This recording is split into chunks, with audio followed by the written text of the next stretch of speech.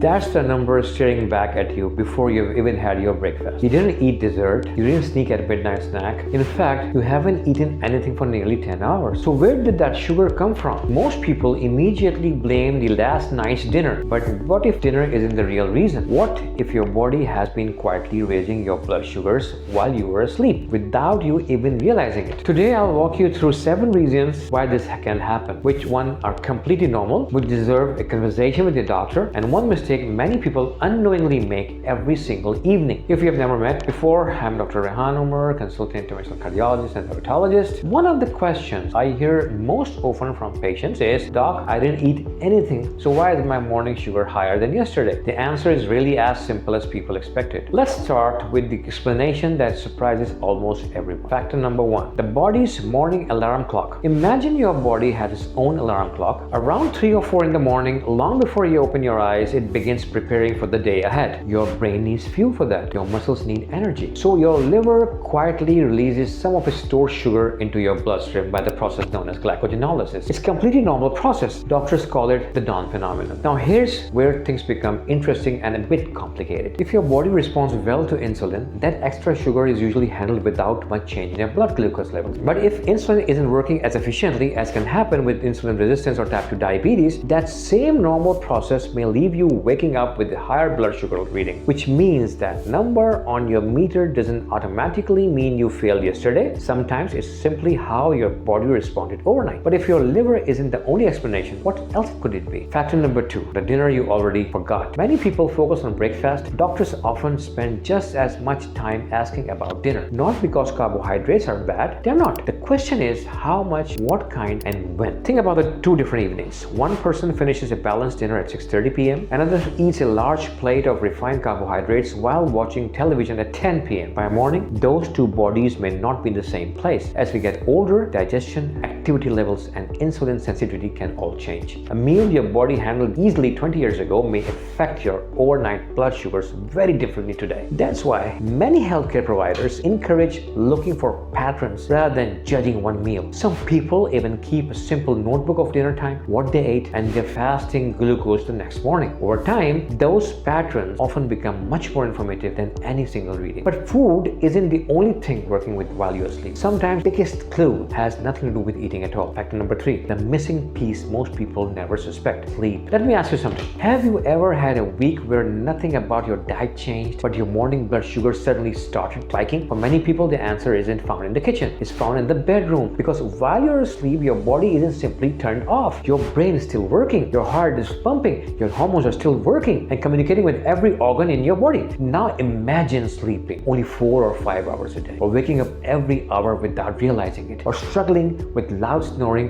or pauses in breathing throughout the night. Your body doesn't always interpret that as restful sleep. Sometimes it interprets it as stress, and when that happens, it may produce more stress hormones like cortisol, glucagon, and adrenaline. These hormones are designed to help you survive in difficult situations, but they can also make it harder for insulin to do its job effectively. Think of insulin as the key. On a good night, the key turns smoothly. After poor quality sleep, it's almost as if the lock becomes stiff. The same key still fits. It just does not work as efficiently. That doesn't mean poor sleep is the only explanation for a higher morning reading, but for many people, it's an important piece of the puzzle that's easy to overlook. So ask yourself, do you wake up refreshed, or do you wake up feeling tired because the day has not even begun? If poor sleep has become your normal, it's worth mentioning to your healthcare provider, not just for your energy, but because sleep quality can influence many aspects of overall health, including blood sugar. But there's another factor that's even easier to miss because it happens every single day without most people thinking about it. Factor number 4, routine matters more than people realize. Here's something I've noticed over the years. Most people don't intentionally ignore their treatment plan. Life simply gets busy. Dinner is later than usual, bedtime changes, a dose gets delayed, the next day starts differently. One unusual evening probably won't explain every high eating. But when small changes become habits, they can begin creating patterns, and blood sugars love patterns. Healthcare providers often talk about consistency because